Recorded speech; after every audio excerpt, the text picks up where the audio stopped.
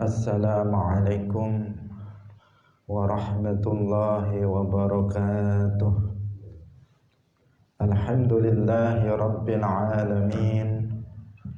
Lahu ni'matu wa lahul fadlu wa lahu thana'ul hasan. Wassalawatullahil barrir rahim wal malaikatil muqarrabin ala sayyidina wa maulana Muhammadin wa ala alihi wa ashabihi tayyibin at-tahirin. Allahumma la sahla illa ma ja'altahu sahla wa anta taj'alul hazna idza syi'ta sahla. Allahumma arzuqna al-ikhlasa fin niyyati wal qawli wal amal. Wa ba'du. Ila nabiyil mustafa sallallahu alaihi wasallam wa ikhwanihi minal anbiya'i wal mursalin wasyuhada'i was salihin, khususan ila sultanil awliya Syekh Abdul Qadir Al-Jilani wa Syekh Ahmad Ar-Rifai wa Syekh Baha'iddin An-Naqsyabandi wa Syekhina Abdullah Al-Harari wa ila arwahi muassisi jam'iyyati Nahdlatul Ulama Syekh Muhammad Hashim Ash'ari wa Syekh Bisri Sansuri wa Syekh Abdul Wahab Hasbuwah wa ila arwahi jami'i ahli al-qubur minal muslimin wal muslimat wal mu'minin wal mu'minat min masyariqil ardi ila magharibiha, khususan ila arwahi abaina wa ummahatina wa ajdadina wa jaddatina wa masyayikhina wa masyayikhi masyayikhina. Al-Fatihah. A'udzu billahi minasy syaithanir rajim. Bismillahirrahmanirrahim. Alhamdulillahi rabbil alamin. Ar-Rahmanir Rahim. Maliki yaumiddin. Iyyaka na'budu wa iyyaka nasta'in. Ihdinas siratal mustaqim. Siratal ladzina an'amta 'alaihim ghairil maghdubi 'alaihim waladdallin. Amin. Hadirin hadirat kaum muslimin muslimat, pemirsa Madu TV rahimakumullah.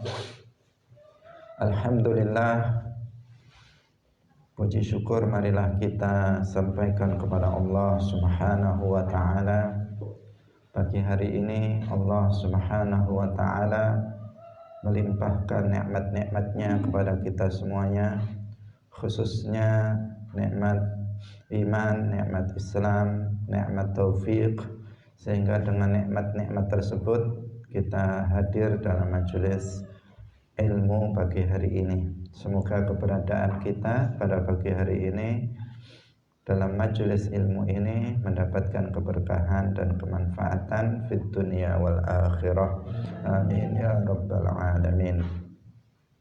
Salawat dan salam semoga tetap terlimpahkan kepada Nabi Agung Nabi Muhammad sallallahu alaihi wasallam, para sahabatnya, keluarganya, serta seluruh umat Islam yang mengikuti beliau ila yaumil qiyamah.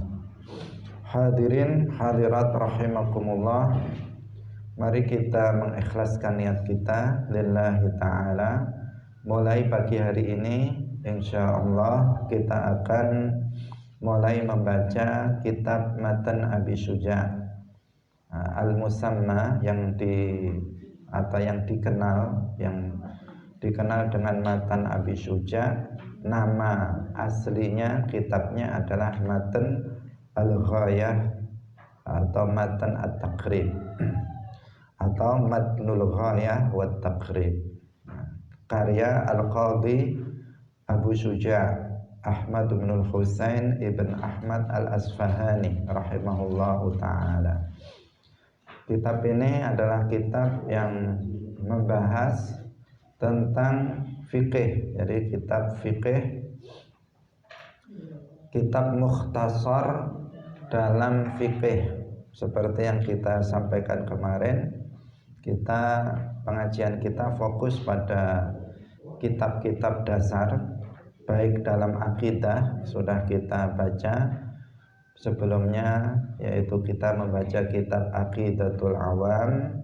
Kali ini kita membaca kitab yang termasuk paling dasar dalam fikih, yaitu kitab Matan Abi Syuja'. Semoga Allah Subhanahu wa taala memberikan keistiqomahan kepada kita sehingga kita bisa mengkhatamkan kitab ini. Amin ya rabbal alamin. Bagi para pemirsa yang menginginkan kitabnya, kita bisa kirimkan nanti PDF-nya ke masing-masing yang menghubungi ya. Jadi kitabnya sebenarnya bisa dibeli untuk di mana saja, insya Allah ada di toko-toko kitab Matnul Ghayah wa Taqrib. Kalau ingin mendapatkan tulisan penjelasan singkatnya, bisa menghubungi kita, nanti insya Allah akan kita kirimkan, karena kita sudah menulis penjelasan singkat dari kitab Matnul Ghayah wa Taqrib ini dalam bahasa Indonesia. Hadirin hadirat rahimakumullah, mari kita mulai langsung pada muqaddimah dari al-muallif Al-Qadhi Abu Syuja'. Qala al-muallif rahimahullahu ta'ala, bismillahirrahmanirrahim.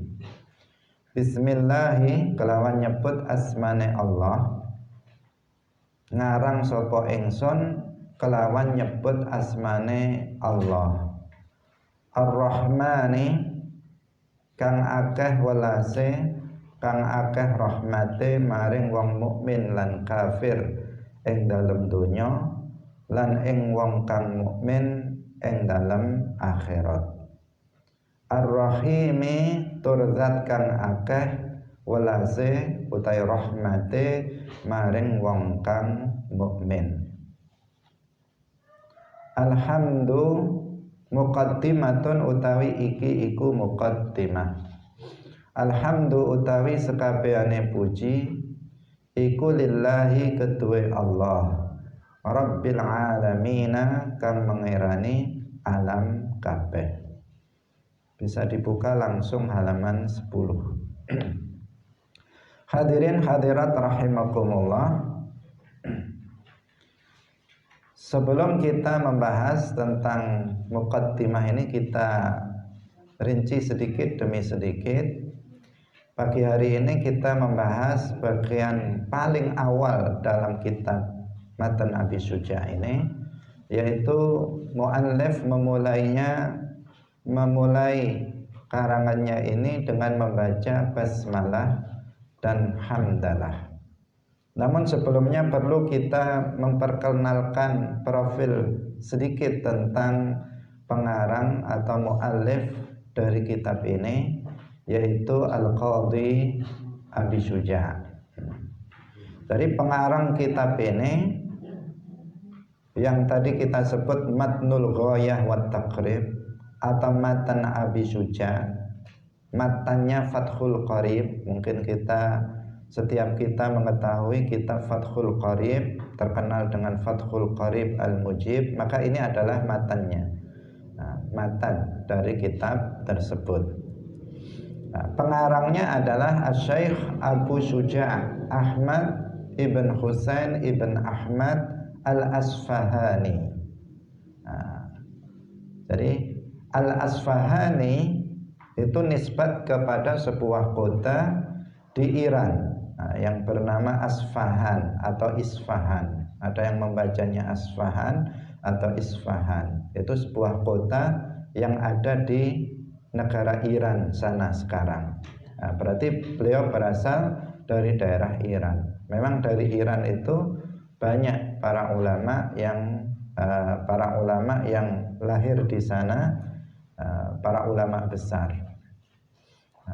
dan mereka adalah ahlus sunnah wal jamaah. Nah, belakangan ini saja yang kemudian dikenal Iran itu dengan Syiahnya. Nah, artinya dahulu di masa-masa salaf dan masa-masa awal dari Islam, Iran ini juga merupakan pusat peradaban keilmuan Islam ahlus sunnah wal jamaah. Hadirin hadirat rahimakumullah, Asy-Syaikh Abu Syuja selain dikenal sebagai orang yang alim, orang yang sangat luas ilmunya, beliau juga dikenal sebagai orang yang soleh dan ahli ibadah. Jadi karena keulamaannya, karena keilmuannya yang luas, khususnya dalam bidang ahkam, dalam bidang fikih, maka beliau sempat menjabat sebagai qadhi, menteri agama, sebagai qadhi. Qadhi juga menjadi menteri agama. Kemudian beliau hijrah ke Al-Madinah Al-Munawwarah dan tinggal di Madinah.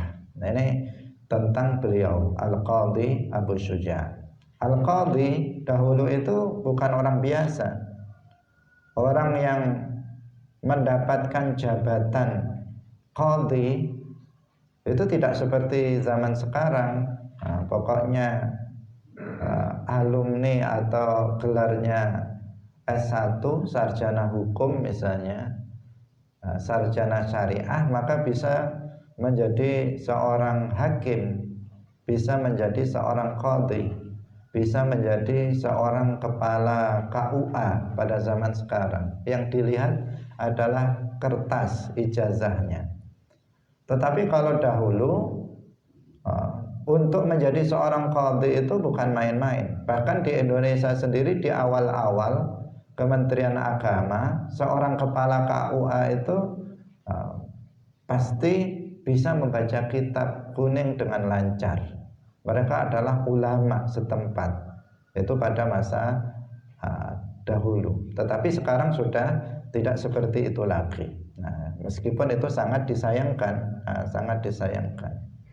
Dahulu seorang al-qadhi itu seorang yang diangkat oleh pemerintah sebagai qadhi itu bukan main-main. Orang yang memang ilmunya sangat mumpuni, sangat luas, sangat luar biasa dari sisi keilmuan. Nah, maka ketika Abu Syuja ini diangkat menjadi al-qadhi, maka ini adalah petunjuk, ini adalah bukti bahwa beliau dari sisi keilmuan itu sangat luas. Nah, meskipun begitu beliau bukan hanya istimewa dalam soal keilmuan, tetapi juga istimewa dalam soal amaliyah. Dalam hal kesolihan, beliau dikenal sebagai orang yang soleh, abid, orang yang ahli ibadah. Hadirin hadirat kaum muslimin muslimat rahimakumullah. Dan Asy-Syaikh Abu Syuja ini diberikan umur yang sangat panjang oleh Allah Subhanahu wa taala. Beliau wafat itu pada usia 160 tahun. Jadi hampir 200 tahun umurnya itu, hampir. Nah, ini umur yang luar biasa panjangnya bagi umat Nabi Muhammad sallallahu alaihi wasallam. Meskipun begitu, beliau wafat di usia 160 tahun itu tidak ada cacat sedikit pun dari anggota badannya. Masih utuh semuanya, giginya semua masih utuh. Tidak pada umumnya orang kalau semakin tua kan semakin berkurang semua. Misalnya matanya menjadi blawur, tidak bisa melihat lagi, telinganya menjadi budek, giginya gugur semua. Biasanya kan seperti itu. Jangankan sampai 160 tahun, sudah 50 sudah mulai protol semua giginya satu persatu, matanya sudah mulai tidak terlihat, kabur dan seterusnya. Rambutnya sudah memutih. masih muda pun terkadang rambutnya sudah mulai memutih dan seterusnya. Nah ini Syekh Abu Syuja itu nggak seperti itu. Nah, beliau usianya sampai 160 tahun, tetapi dari fisiknya itu tetap utuh. Nah, matanya, giginya, pendengarannya, semuanya tetap tetap sempurna. Nah, ketika ditanya tentang rahasianya apa, kok bisa seperti itu? Kok bisa awet? Nah, fisiknya itu awet, dia awet, kemudian awet hidup sampai 160 tahun dengan kondisi fisik yang tetap sehat, sempurna. Itu apa rahasianya? Beliau menjawab, itu karena aku menjaga tubuhku dari berbuat maksiat. Jadi aku jaga tubuhku ini dari melakukan maksiat. Jangan sampai aku melakukan maksiat ketika aku masih kecil, sejak aku masih kecil, sehingga Allah menjaga anggota badanku ini di waktu tua. Jadi matanya tidak digunakan untuk maksiat, sehingga Allah menjaga mata saya sehingga tetap bisa melihat dengan baik. Telinga saya tidak aku gunakan untuk mendengarkan sesuatu yang maksiat, sehingga Allah menjaga telinga saya tetap bisa mendengar sampai di usia tua. Nah, jadi karena beliau itu menjaga badannya, anggota badannya dari melakukan maksiat, artinya tidak dipergunakan untuk melakukan maksiat, sehingga Allah menjaga anggota badanku ini ketika aku di masa tua tetap sempurna, tetap sehat meskipun beliau sudah tua. Ini rahasianya. Nah, tapi rahasia umum, sudah diumumkan kepada kita semuanya agar kita menirunya, kalau kita tips agar kita nanti tua dalam kondisi sehat fisiknya, anggota badannya, maka gunakan anggota badan kita untuk ketaatan kepada Allah, tidak untuk bermaksiat kepada Allah Subhanahu wa ta'ala. Karena Allah pencipta segala sesuatu itu adalah Allah Subhanahu wa ta'ala, bukan selainnya. Bukan selainnya. Jika Allah berkehendak seseorang itu umurnya panjang, bahkan dahulu kala sebagian para nabi sampai ratusan, bahkan ada yang lebih dari 1000 tahun umurnya. Itu semuanya apa? Karena Allah Subhanahu wa ta'ala berkehendak seperti itu. 160 tahun bagi umat Nabi Muhammad itu sangat panjang. Nabi Muhammad sendiri beliau wafat ketika berusia 63 tahun. 63 tahun. Demikian juga Abu Bakar, rata-rata kurang dari 100 tahun. Tetapi beliau Abu Syuja, Al-Qadhi Abu Syuja beliau umurnya sampai 160 tahun, dan itu salah satu penyebabnya adalah Allah Subhanahu wa ta'ala menjaga beliau karena beliau tidak menggunakan anggota badannya untuk bermaksiat kepadanya. Hadirin hadirat rahimakumullah. Ini sekilas tentang Al-Qadhi Abu Syuja, pengarang kitab Matnul Ghayah wa Taqrib atau Matan Abi Syuja. Penting untuk dihafal kitab ini, karena kitab ini matan seperti yang kita sampaikan kemarin, hifdzul mutun, man hafizal mutun nalal funun. Barang siapa yang menghafal kitab matan, maka dia akan menguasai disiplin ilmu tersebut. Kalau kita ingin menguasai ilmu fikih, maka hafalkanlah Matnul Ghayah wa Taqrib ini. Hadirin hadirat rahimakumullah. Di sini muallif Al-Qadhi Abu Syuja memulai mengarang kitabnya dengan membaca basmalah atau tasmiyah. Basmalah atau tasmiyah. Jadi basmalah bacaannya Bismillahirrahmanirrahim, atau tasmiyah juga Bismillahirrahmanirrahim. Hamdalah, alhamdulillahi rabbil alamin. Tasbih, subhanallah. Istighfar, astaghfirullah. Itu istilah ya. Hauqalah, la haula wala quwwata illa billah. Takbir, Allahu akbar, dan seterusnya. Itu ada istilahnya tersendiri. Nah, di sini beliau memulainya dengan basmalah, yaitu dengan ucapan Bismillahirrahmanirrahim.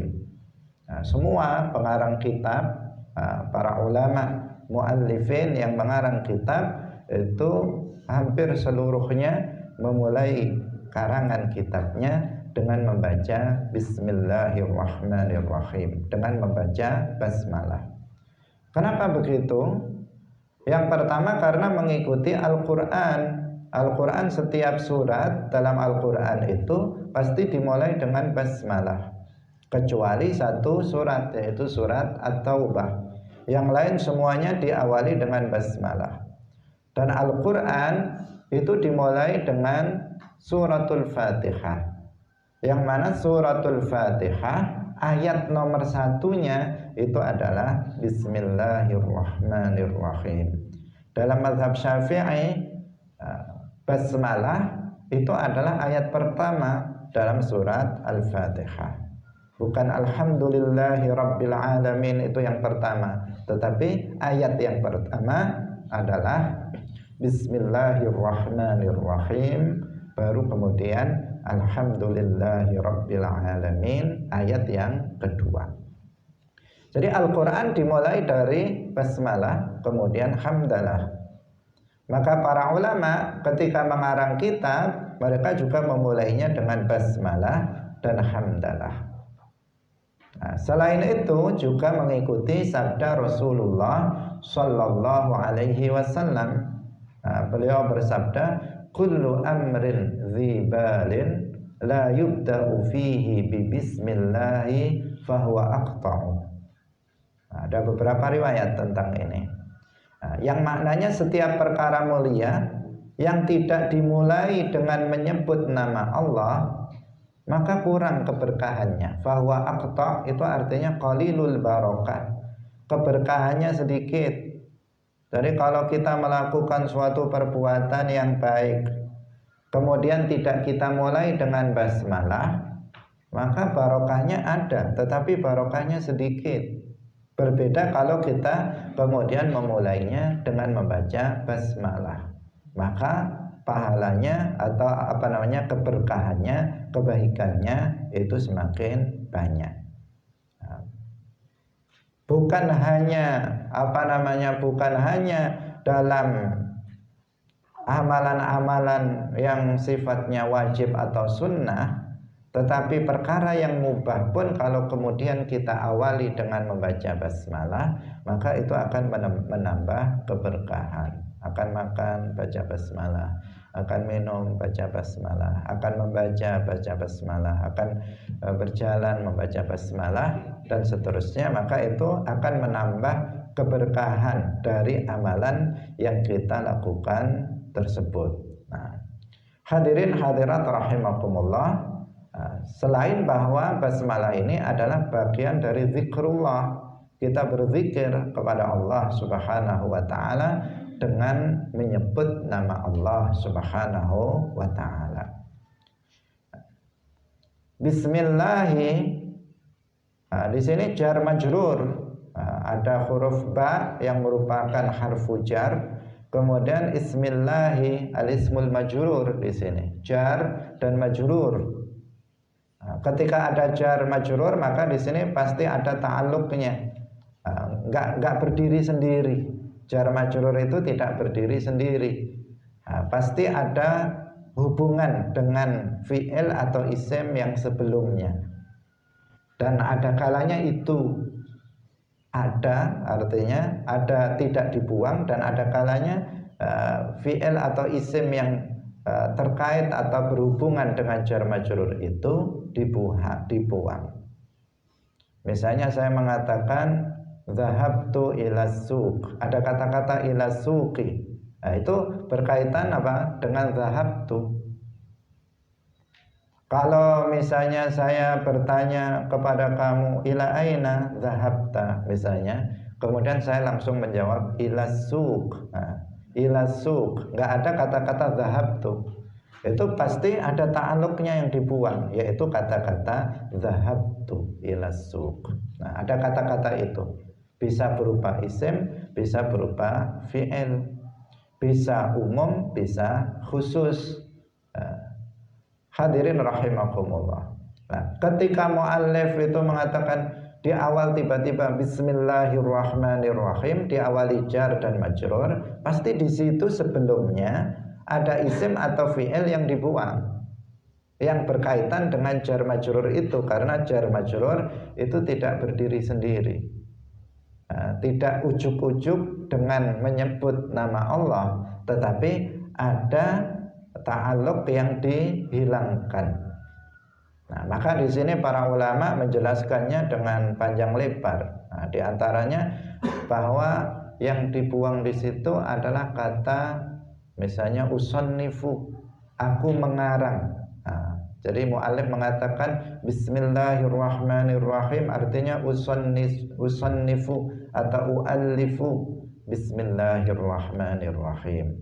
Saya mengarang dengan menyebut nama Allah, bertabarukan dengan nama Allah Ar-Rahman Ar-Rahim. Jadi saya mengarang dengan menyebut dan bertabaruk dengan nama Allah Ar-Rahman Ar-Rahim. Atau bisa kalau isim ya tasnifi, karanganku ini dengan menyebut nama Allah. Atau ini yang bersifat khusus, yang ta'alluqnya itu khusus. Misalnya kalau kita mau makan, kemudian kita Bismillahirrahmanirrahim, maka berarti yang dibuang apa? Saya makan dengan menyebut nama Allah. Kalau kita mau minum kemudian kita mengatakan Bismillahirrahmanirrahim, maka berarti yang dibuang aku minum dengan menyebut nama Allah. Misalnya kita mau menulis kemudian kita membaca Bismillahirrahmanirrahim, maka berarti saya menulis dengan menyebut nama Allah. Itu berarti khusus. Atau itu fi'il, kalau isim ya menulisku atau karanganku, mengarangnya aku ini Bismillahirrahmanirrahim. Tasnifi atau akli atau misalnya syurbi Bismillahirrahmanirrahim. Atau bisa secara umum, yang dibuang itu secara umum, yaitu kata-kata mulai, memulai. Abtadi'u Bismillahirrahmanirrahim. Aku memulai dengan menyebut nama Allah. Atau kalau isim ibtidai, permulaanku adalah dengan menyebut nama Allah. Nah, jadi kalau ada jar majrur, pasti di situ berhubungan dengan lafadz lain, tidak berdiri sendiri. Nah, tidak berdiri sendiri. Ada kalanya ada disebutkan, ada kalanya tidak disebutkan, atau mahdzuf, dibuang. Seperti yang tadi kita contohkan, zahabtu ila suq, berarti apa hubungannya? Ila suq itu ada jar majrur, itu adalah pada zahabtu. Tapi kalau ada orang bertanya kepadaku kemudian ila aina zahabta, kemudian saya langsung mengatakan ila suq, saya tidak menyebutnya secara lengkap. Saya tidak menjawabnya dengan zahabtu ila suqi, tapi saya mengatakan ila suq. Maka itu namanya apa? Berarti dibuang ta'alluq dari ila suq, jar majrur itu jika diperlihatkan yaitu kata-kata zahabtu. Nah, hadirin hadirat rahimakumullah. Ini sekilas tentang tentang masalah jar dan majrur yang sedikit kita perkenalkan. Kemudian al-mu'allif dalam basmalah itu maknanya Bismillahirrahmanirrahim, artinya menyebut dan bertabaruk dengan nama Allah. Ar-Rahman, Ar-Rahim, tiga-tiganya itu adalah nama Allah Subhanahu wa ta'ala. Min asma'illahil husna. Allah Subhanahu wa ta'ala itu memiliki nama-nama yang menunjukkan kesempurnaan bagi Allah, yang disebut dengan al-asma'ul husna. Dalam Al-Quran disebutkan walillahil asma'ul husna fad'uuhu biha. Dan Allah memiliki nama-nama yang menunjukkan kesempurnaan baginya, maka berdoalah kalian dengan nama-nama itu. Jadi al-asma'ul husna itu kalau diterjemahkan yang tepat apa? Al-asma adalah alal kamal, nama-nama yang menunjukkan kesempurnaan bagi Allah. Biasanya kalau diterjemahkan harfiah oleh sebagian orang itu diterjemahkan dengan nama-nama yang indah. Nah, tetapi yang tepat penafsiran dari kata al-asmaul husna adalah al-asma ad-dallatu 'alal kamal, nama-nama yang menunjukkan kesempurnaan bagi Allah. Karena itu semua nama-nama Allah itu menunjukkan makna yang sempurna bagi Allah. Tidak ada yang tidak menunjukkan kesempurnaan bagi Allah Subhanahu wa ta'ala. Semua nama-nama Allah.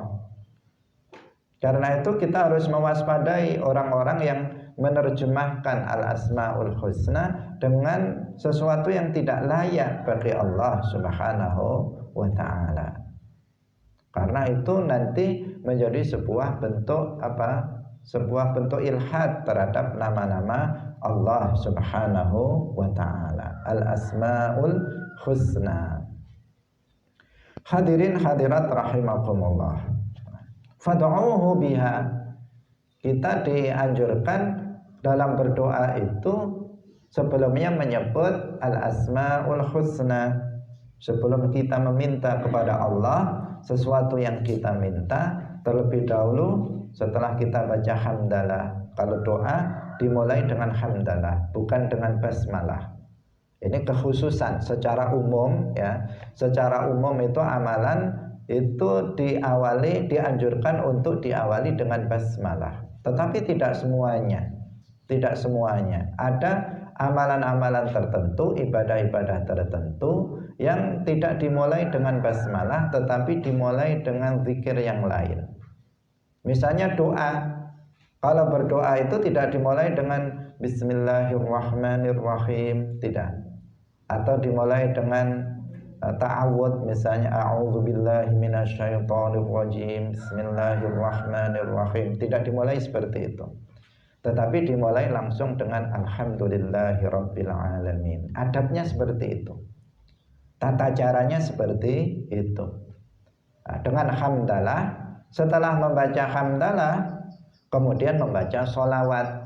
Nah, bukan sholawatnya dulu baru hamdalah, tetapi membaca hamdalah, kemudian membaca sholawat. Setelah membaca sholawat, kemudian membaca al-asma'ul husna, menyebut nama-nama Allah. Ya Allah, Ya Rahman, Ya Hayyu Ya Qayyum, Ya Dzal Jalali wal Ikram misalnya. Kalau minta rizki misalnya Ya Raziq, Ya Razzaq misalnya. Dan seterusnya disesuaikan dengan apa yang dia minta kepada Allah Subhanahu wa ta'ala. Tetapi tidak harus seperti itu.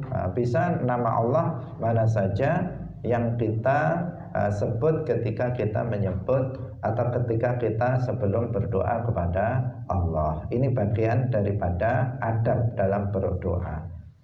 Fad'uuhu biha.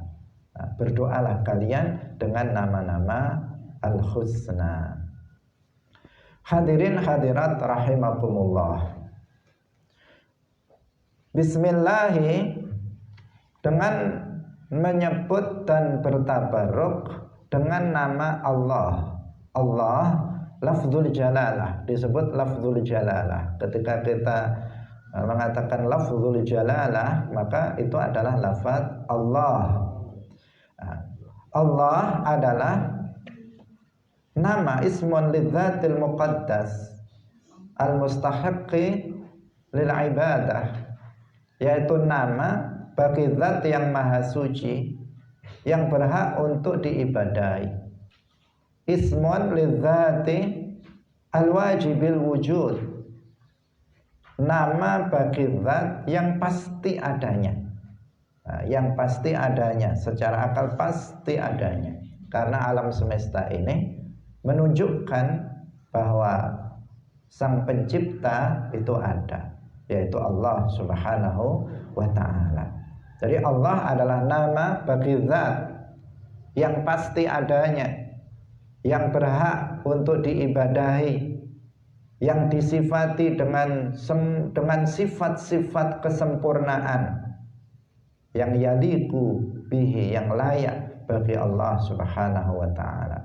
Dan mustahil bagi Allah sifat-sifat kurang, sifat-sifat naqas, sifat-sifat yang tidak layak bagi Allah Subhanahu wa ta'ala.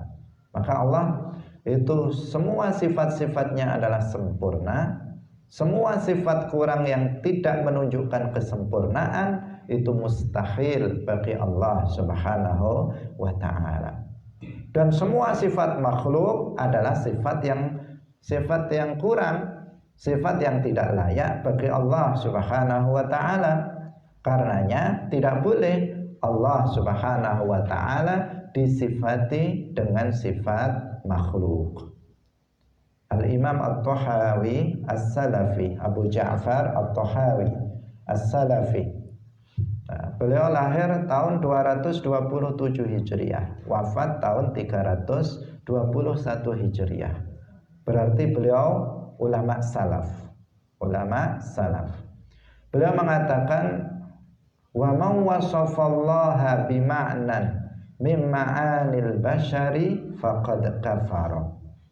Barang siapa yang mensifati Allah dengan salah satu dari sifat manusia, maka dia telah kufur kepada Allah. Dia telah kufur kepada Allah. Orang yang mensifati Allah dengan satu saja dari sifat manusia, maka dia telah kufur kepada Allah. Sifat makhluk secara umum itu mustahil dinisbatkan kepada Allah Subhanahu wa ta'ala. Maka jangan sekali-kali seseorang mensifati Allah dengan sifat makhluk, dengan sifat manusia. Seperti apa sifat manusia? Berpermulaan, berpenghabisan, lemah, membutuhkan kepada yang lain, berubah, berada pada tempat tertentu, berada pada arah tertentu. Ini semuanya apa? Sifat-sifat makhluk. Tidak boleh Allah disifati dengan sifat-sifat itu. Tidak boleh dikatakan Allah itu bertempat di bumi, atau bertempat di langit, atau bertempat di arsy. Tidak boleh diyakini seperti itu. Karena bertempat adalah sifat makhluk. Semua makhluk, apapun itu makhluknya, pasti berada pada tempat dan arah. Baik itu berupa makhluk yang berupa jisim, kasif, yang bisa dipegang dengan tangan, itu bertempat seperti saya, seperti panjenengan semua. Itu semuanya apa? Berada pada tempat. Lampu ini berada pada tempat, makhluk berada pada tempat. Meja ini adalah makhluk, berada pada tempat. Semua makhluk pasti berada pada tempat. Termasuk apa? Yang latif.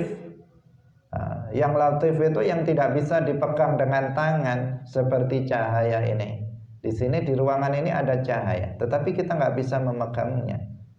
Tapi cahaya bertempat. Di mana tempatnya? Ya di ruangan yang tersinari oleh cahaya itu. Dalam ruangan ini terang, tetapi di luar tidak terang. Di daerah lain masih malam. tidak terjangkau oleh cahaya matahari. Berarti di sana bukan tempatnya cahaya matahari. Berarti semuanya itu bertempat. Semua bertempat. Angin juga bertempat. Terkadang kita di sini melihat keluar, di luar tumbuh-tumbuhan, pohon-pohon bergerak. Berarti di sana ada angin. Berarti di sana tempatnya angin, di sini tidak ada angin, tidak bertempat di sini. Jadi segala sesuatu pasti bertempat. Allah tidak boleh disifati dengan sifat makhluk. Karena itu tidak boleh dikatakan Allah itu bertempat. Karena itu berkali-kali kita tegaskan bahwa Allah Subhanahu wa ta'ala itu ada tanpa tempat. Maujudun bila makan. Kenapa ini diulang-ulang? Karena sekarang ada kelompok Wahabi yang mereka meyakini bahwa Allah itu bertempat di atas langit. Sebagian mereka mengatakan Allah itu bersemayam di atas arsy dan seterusnya. Ini harus diwaspadai karena ini akidah yang rusak, bertentangan dengan akidah Islam. Sehingga kita perlu untuk mengingatkan kepada kita semuanya, tidak boleh mensifati Allah dengan sifat makhluk. Wa ma wasafallaha bima'nan min ma'anil bashar faqad kafar. Barang siapa yang mensifati Allah dengan salah satu dari sifat manusia, maka hukumnya kufur. Itu yang dikatakan oleh ulama salaf, Al-Imam Abu Ja'far At-Tahawi. Hadirin hadirat rahimakumullah. Allah adalah lafzul jalalah. Artinya tadi nama bagi zat yang pasti adanya, al-wajibil wujud, yang berhak untuk diibadai. Lafaz Allah itu tidak diambil dari lafaz lain, tidak mustaq dari lafaz lain. Bukan Allah, lafaz Allah itu diambil dari kata ilah, kemudian diberi al. Kalau diberi al, ya al-ilah, bukan Allah. Jadi dia adalah nama yang jamid, tidak mustaq, tidak diambil dari kata-kata lain. Tidak ada tasrifannya, itu tidak ada. Itu lafzul jalalah Allah. Itu menurut pendapat yang kuat seperti itu. Meskipun ada sebagian yang berpendapat selain itu. Kemudian dalam membaca lafzul jalalah Allah, ini kita harus hati-hati juga. Karena Allah adalah nama Allah. Ketika kita mengatakan Allah, maka kita akan mendapatkan pahala. Karena itu zikrullah, kita menyebut lafzul jalalah. Hanya dengan menyebut nama Allah itu saja, bukan dengan la ilaha illallah, alhamdulillah, subhanallah, bukan seperti itu. Kita hanya membaca Allah gitu saja, itu sudah berpahala. Karena itu adalah zikrullah, zikir, menyebut nama Allah. Ar-Rahman, Ar-Rahim, itu adalah nama Allah. Kalau kita menyebutnya dengan lisan kita, maka berarti kita telah melakukan zikrullah. Kita berzikir kepada Allah Subhanahu wa ta'ala, menyebut namanya.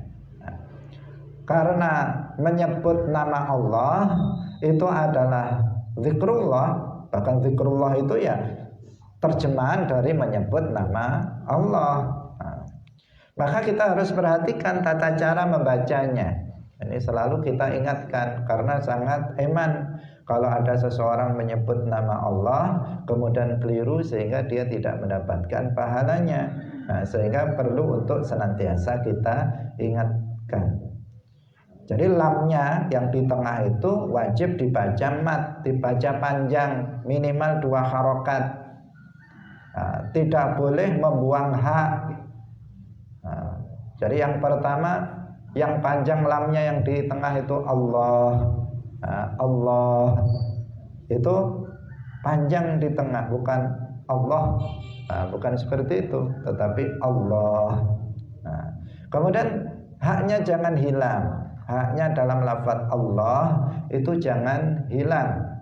Sebagian orang membacanya Allah, Allah. haknya hilang.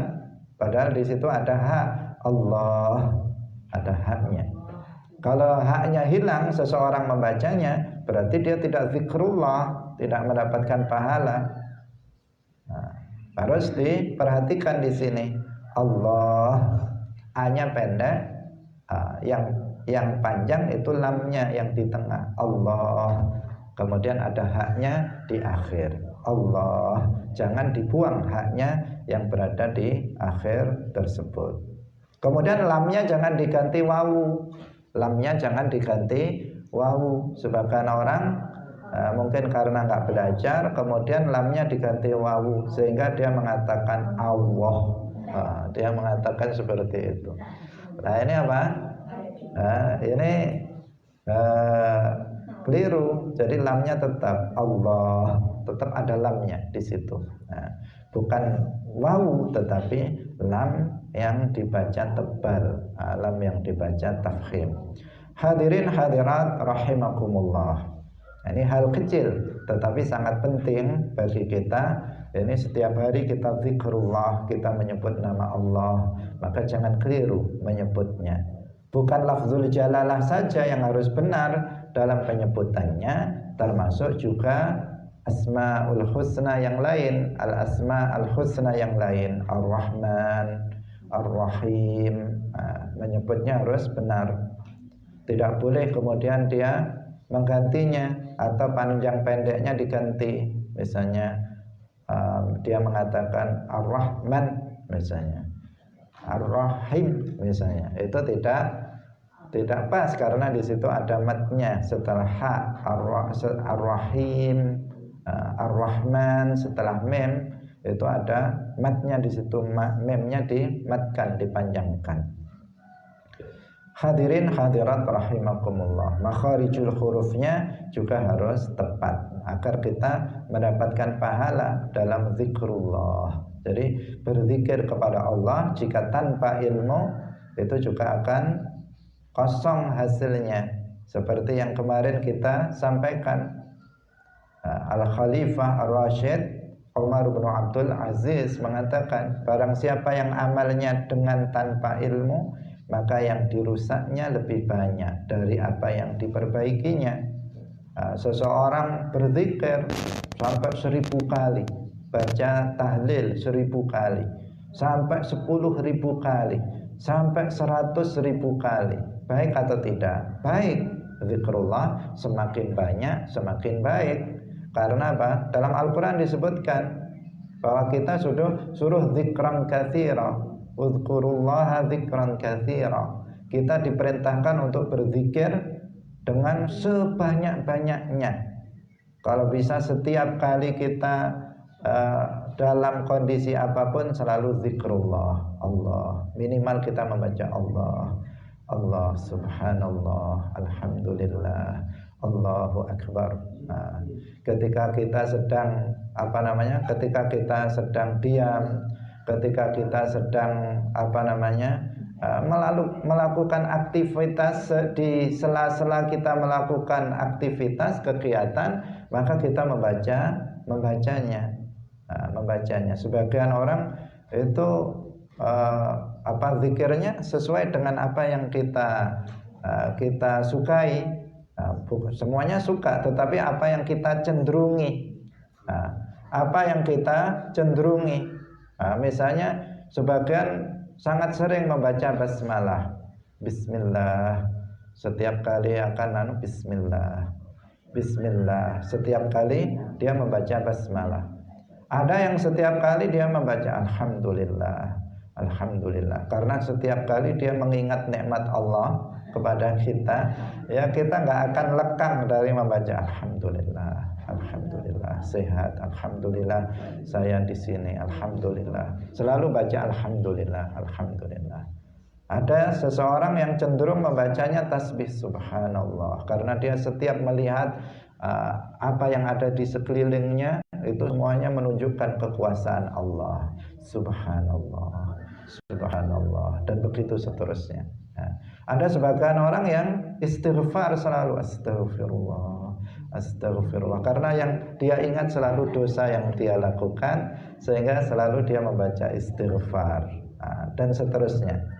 Itu nggak masalah. Kecenderungan kita masing-masing mana yang dicenderungi untuk dibaca. Karena sebagian orang cenderung selalu ingat dosanya, sebagian orang cenderung untuk melihat tanda-tanda kekuasaan Allah di alam semesta ini. Sebagian orang cenderung melihat kebesaran kekuasaan Allah, sehingga sedikit-sedikit mengatakan Allahu Akbar, Allahu Akbar, dan seterusnya. Ini apa? Ini adalah zikrullah. Kita bisa lakukan seperti itu.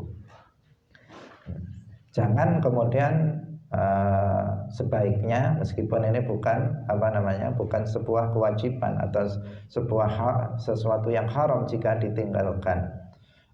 Seseorang diam saja, nggak berzikir, sudah diam nggak berzikir, dan seterusnya.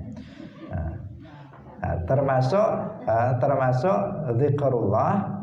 Termasuk zikrullah itu adalah seperti ini. Ketika kita belajar ilmu agama, ini adalah bagian zikrullah, karena kita tidak lekang dari menyebut nama Allah dalam pembelajaran ilmu agama. Hadirin rahimakumullah, Ar-Rahman artinya adalah zat yang banyak rahmatnya pada orang-orang mukmin dan orang-orang kafir di dunia, dan pada orang-orang mukmin saja di akhirat. Ar-Rahim artinya zat yang banyak rahmatnya kepada orang-orang mukmin saja. Ini makna dari Ar-Rahim. Insyaallah tentang ini akan kita jelaskan lebih lanjut dalam pertemuan berikutnya. Semoga bermanfaat. Barakallahu fikum, wallahul muwaffiq ila aqwamit thoriq. Wassalamualaikum warahmatullahi wabarakatuh. La ilaha illallah. Allahumma salli ala sayyidina Muhammad wa ala alihi wa sahbihi wa sallim. Rabbi ghfirli wa liwalidayya wa lil mu'minina wal mu'minat.